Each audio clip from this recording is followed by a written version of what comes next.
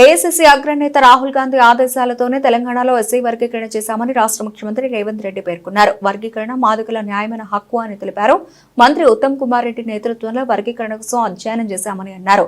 ఇవాళ ఎస్సీ సంఘాల ప్రతినిధులతో ముఖ్యమంత్రి రేవంత్ రెడ్డి సమావేశం అయ్యారు.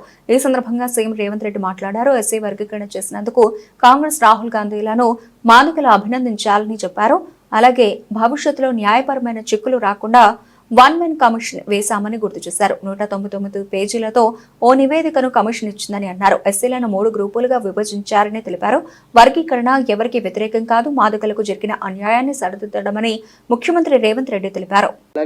కోచింగ్ సెంటర్లకు పంపించుర్రి, ప్రిపేర్ చేయండి, పాస్ చేయించుండ్రి.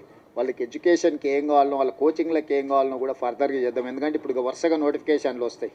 ఈ నోటిఫికేషన్లలో పిల్లలు సెలెక్ట్ కాకపోతే మనం ఇచ్చిన ప్రయత్నం అంత ఏంది? బ్యాక్లాగ్ పోస్టులు ఎందుకు ఉండాలి? పిల్లల్ని చదివించురు, వాళ్ళ చదువులకు కావాల్సిన, వాళ్ళ కోచింగ్లకు కావాల్సిన ఏమున్నాయి, ఫారెన్ పంపించడానికి స్కాలర్షిప్లు ఉన్నాయి, అన్నీ ఇస్తా. పిల్లల్ని పంపించురు, బయటికి పంపించరు. ఎంతసేపు మన ఊర్లోనే మనం ఉండి, మన ఇళ్ళలోనే మనం ఉండి, మన దగ్గరనే ఉండి, ఇక్కడనే మనం ఇందులోనే ఇది చేయకంటే కొంతమంది చదువుకున్న వాళ్ళు చిన్న బయటకు పోతుంటే వాడు పెద్దోడు అవుతాడు, ఎదుగుతాడు, సమాజానికి ఉపయోగపడతాడు. వాడిని చూసి ఇంకో నలుగురు తయారవుతారు. అరే మావాడు అమెరికాకు పోయి మేము కూడా పోతుంటాం, వాడు పోయినోడు నలుగురిని తీసుకుపోతాడు. ఒకరు పోయినరా అనుకో, నలుగురు తనకు తెలిసిన వాళ్ళే తీసుకుపోతాడు కదా. అట్లనే మన దాంట్లో కూడా ఎవరైనా పోయేది ఉంటే కొంచెం భుజం దట్టూరి చేయరి, ఏ పని ఉన్నా వచ్చి